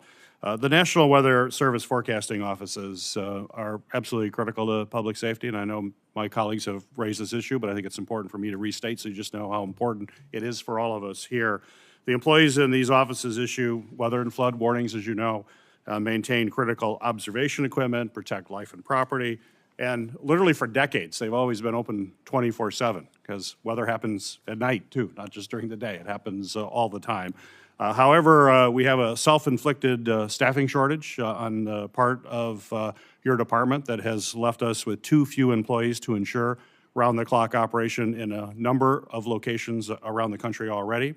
And has also left other offices, such as the one up in Michigan's Upper Peninsula in Marquette, spread so thin that they're concerned that they will not be able to provide the 24/7 coverage. So this is a major concern for us, particularly in a very rural part of the state. And while I was happy to see Monday's announcement that the National Weather Service has been granted an exemption to President Trump's hiring freeze, you never should have allowed things to get to that point in my mind, but I'm happy that that's happening. Certainly it's people's lives we're taking. So I'm going to ask you just a yes or no question. So this will be really short, and then we can get on to another issue. Will you commit to me that the forecasting office in Marquette, Michigan will not cease its round-the-clock operation? Yes or no would be great. You don't understand it yet because no one's explained it to you. These are hard drive computers, literally, that no one has seen in 25 years with green screens in these offices. They should be on a cloud. Our 2,000 meteorologists should be able to watch them round the clock. The concept that we're talking about, a green screen, and our hard drive. So the answer is no, you're saying? No, we were going to modernize it. We are going to staff those offices. I can commit that we're going to staff those offices, but I will commit to you that the next time you see me, the concept of having 3 people at some regional office will be laughable because our 2,000 meteorologists and our hundreds of hydrologists will be able to stay and forecast and protect us in a modern way instead of these green screens and hard drives, and it's hard-coded and it's absurd. Okay, so a no answer, a no answer. One of Congress's biggest bipartisan achievements, I think, over the past few years was the passage of the BEAD program, which gives funds to individual states to connect every citizen to the fastest, the most reliable internet that's possible. Right now, your department is slowing down these broadband projects and has a 90-day freeze. States are ready to move forward. Michigan's ready to move forward. Broadband providers are standing by. And the summer construction season is already underway, and it's a short season in Michigan, particularly in the northern parts. Unfortunately, you've indicated your department is planning to release new rules that would force states to restart their bidding process and tell states that they can't choose which are the best performing broadband technologies for their individual community. You've said that you care about efficiency. I appreciate that. But let's be clear, forcing states to start a process over would waste millions of dollars, add months, potentially years of delays to shovel-ready broadband projects that are ready to go this summer, especially in states like Michigan with a short building season. Millions of Americans, including over 250,000 Michigan households, are on the brink of receiving low-cost, high-speed internet.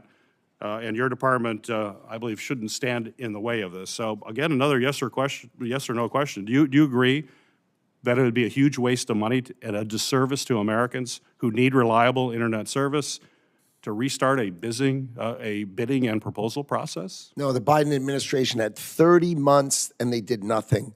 We are going to say within the next 90 days, as long as you are technologically agnostic and you agree to provide the broadband at the cheapest price per user, then we will get it 90 days for application and out the door by the end of calendar year 2025.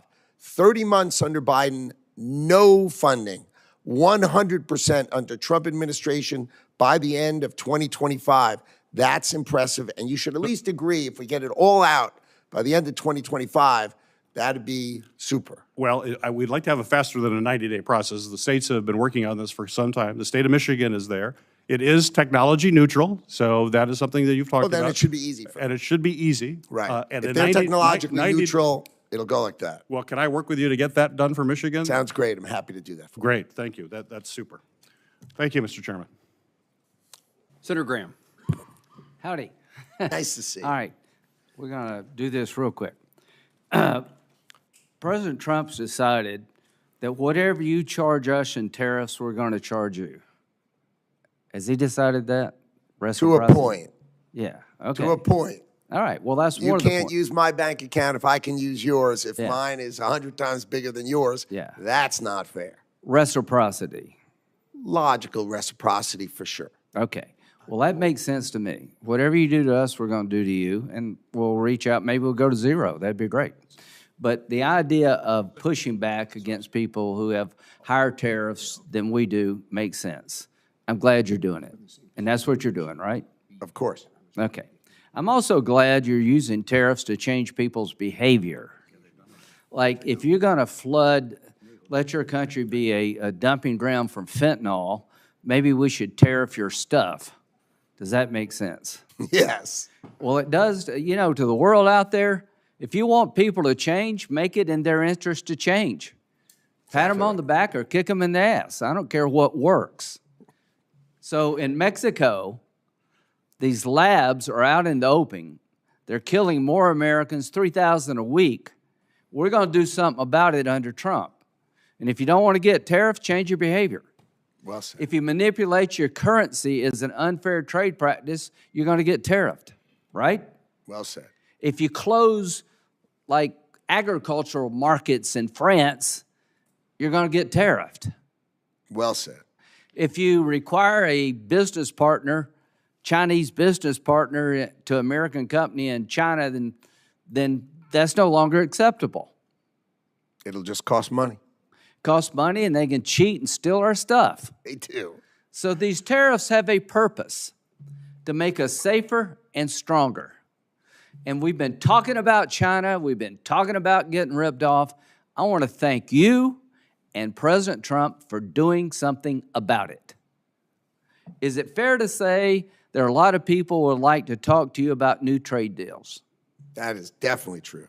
Okay, I can tell you the major car companies in Germany came over here and met with the president. Are you aware of that? I was in the room. They make BMWs in South Carolina, Volvo, they make Mercedes in Alabama, and they talked to you about making more of the car in America, didn't they? Oh, they offered almost $100 billion in investment in America. So thank you to those car companies. Absolutely right. The American dream is to own a German car. As long as it's made in, if it's made in South Carolina, that sounds fine to me. I own one. Bubba makes wheels, BMW. So what you've done is you've got people to come here and talk to us differently. They're talking about making the engine now in South Carolina, right? That is correct. They're talking about more content in South Carolina. That is correct. And this export credit makes sense to me. The 70% of the cars, 60% made in South Carolina, are sold overseas. That helps our balance of trade. Do you agree with that? I agree. Okay. So this is working, folks. Some agree. of the tariffs, maybe I'll have a problem with, but what you're doing, good. You're telling people, if you rip us off, you're going to pay a price. Stop poisoning America. Stop cheating. Stop closing your markets. Now, do you know that China and India buy 70% of oil from Russia? I do. Do you think it is helpful for China to buy cheap Russian oil to keep the Putin war machine going? Is that a good thing for China to be doing? Doesn't sound good to me. Good. I'm going to give you another example of how we can use tariffs. We want peace. We're not out to humiliate Putin, but we want to stop the killing. To China, you're propping up Putin's war machine. You're the largest purchaser of his cheap oil. You're providing component parts to his military. You want to be normal? Act normal. We have legislation in the Senate that would have put a make you look weak, Howard, 500% tariff on any country that props up Putin's war machine. And we'll have a carve-out for any country helping Ukraine. You're good to go. So China, if you want to avoid tariffs, help Ukraine. This is coming, Howard.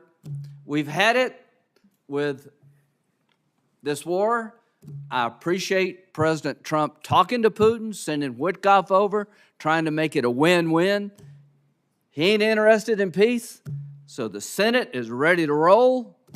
And to our friends in China, if you keep helping Putin and propping up his war machine, we're going to hit you hard because you're destabilizing the world, you're putting our nation at risk, you're rewarding bad behavior, and we're going to extend the concept President Trump started. If you're screwing America and you're making the world an unsafe place, we're coming after you. Thank you, Howard, for all you do. Thank you. Senator Van Hollen, we have votes at 11:45, which is fast approaching.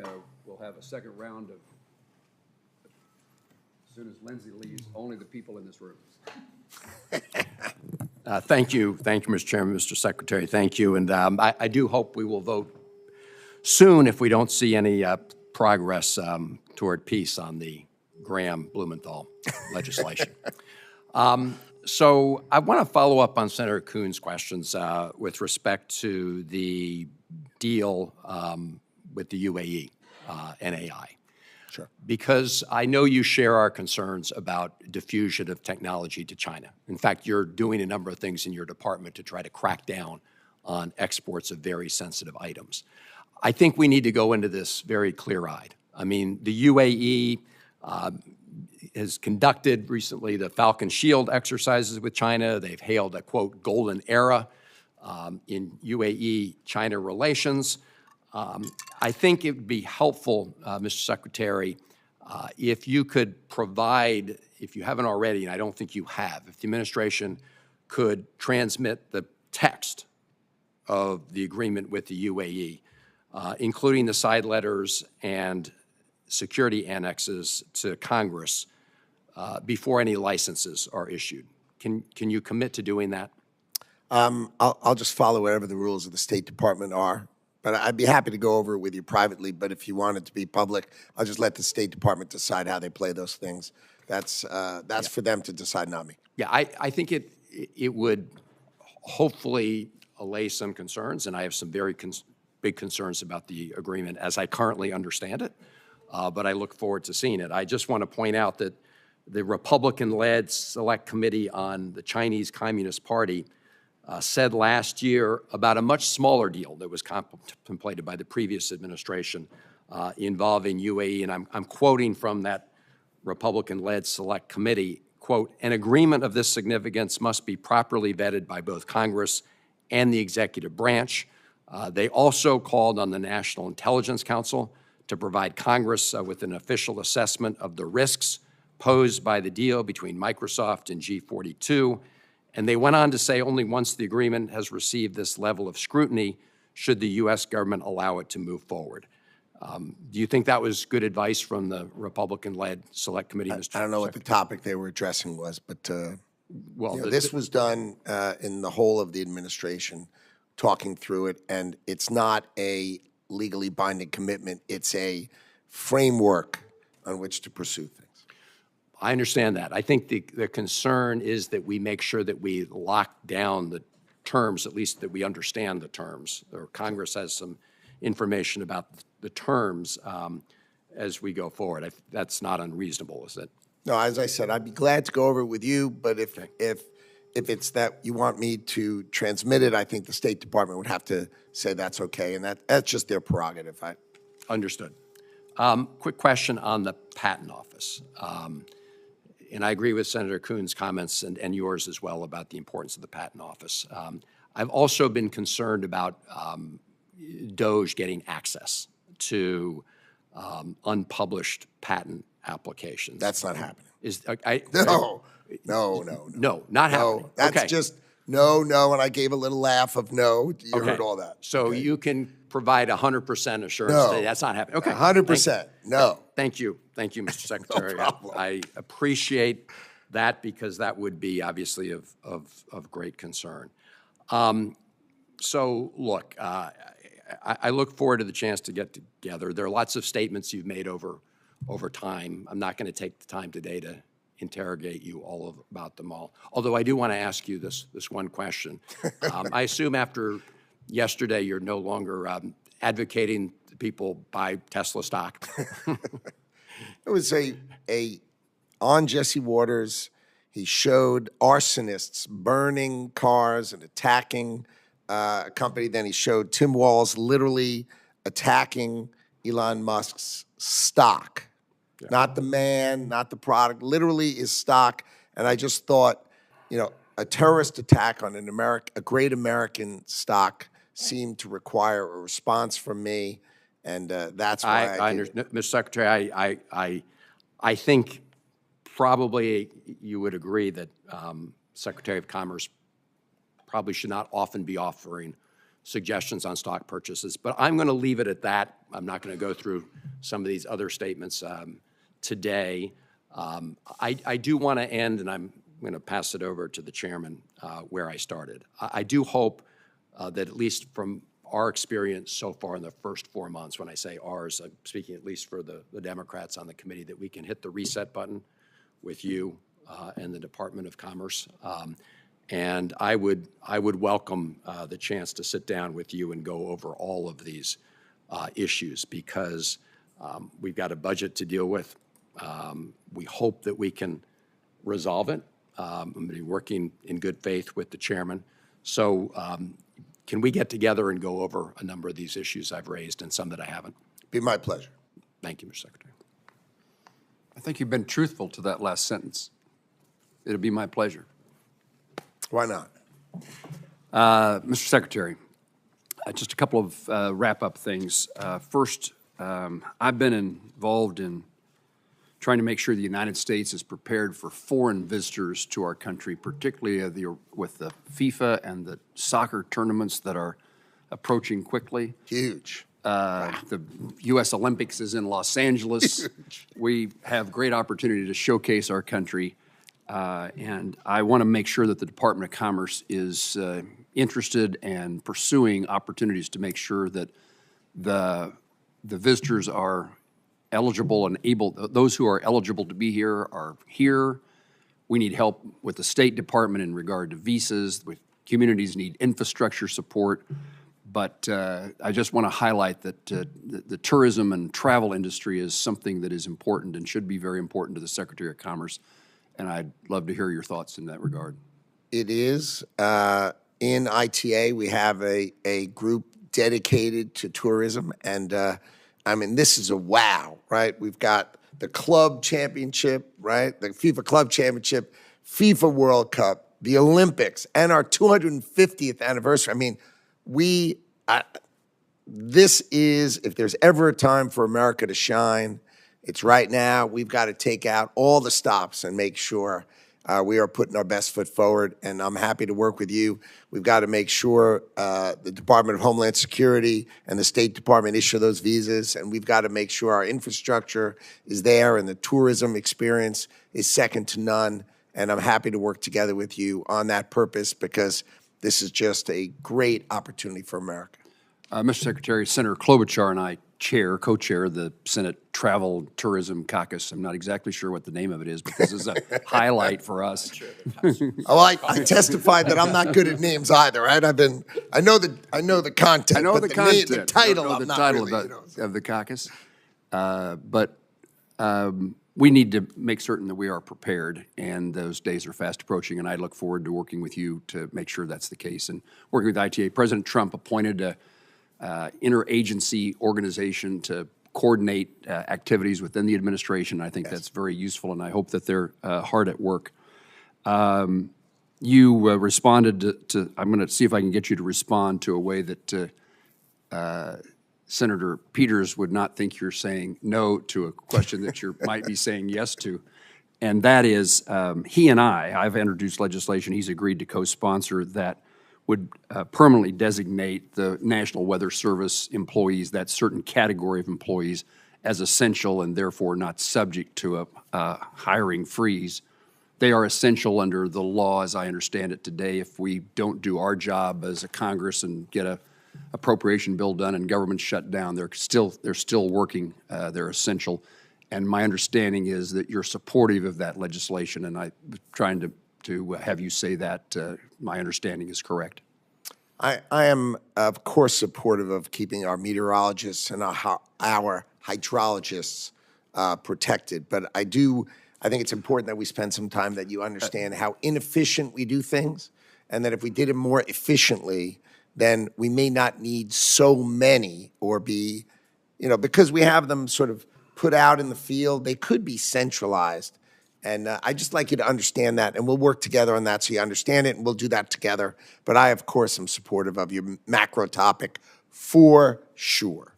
And I meant to preface my question to you by a lead-in that would have said, understanding that we need to utilize new technologies and update our National Weather Service. Way to go. In the meantime, we need these people at work. For sure. And then, perhaps finally, we worked with Ambassador Greer on an issue of Chinese-owned ships and fees for their dockage in the United States. Yes. And from a Kansas perspective, but from an American perspective, so much agricultural produce is shipped abroad. Senator Murray indicated she's an export state, a trade state. Kansas, airplanes, aviation, of course, agriculture, and the concern that we were trying to address, and Ambassador Greer, I think, was very helpful in understanding of the circumstance. But absolutely, we want to have American-built ships transporting our goods around the globe. First, we have to make some. We have to make some, and that's the That'd be problem. good. You've already hit on my point. In the meantime, we can't publish we can't punish those agriculture producers and ag companies who export our ag products around the globe because they can't yet get an American ship. So cart and horse, once again, would you commit to me that you'll be helpful to that cause in making sure that we don't damage agricultural exports while we take the steps necessary to, over hopefully a short period of time, move our country in the direction of manufacturing ships again? Be my pleasure. Thank you. Mr. Secretary, it's my common practice to give the witness, I hate to do this because you might actually take advantage of it, which is the opportunity to correct, to set the record straight on something you said, wish you to expand upon. I just want to give you the last 60 seconds to say anything that you'd like to say to make certain we understand a point that you were trying to make. No, I just want to thank you for the respect, the demeanor, the way this whole hearing was arranged. I appreciate it.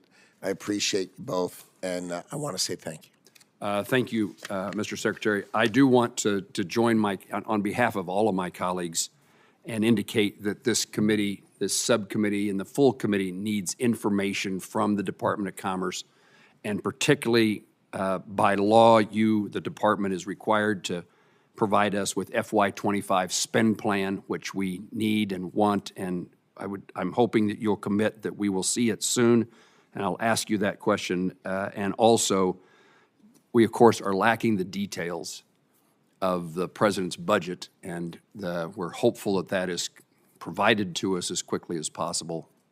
Can you commit to providing us with the spend plan and the budgetary information just as soon as the budget is finalized? Well, my understanding is we filed that which was required by the CR with precision, but I'm happy to work with your office if there's more information you'd like or need.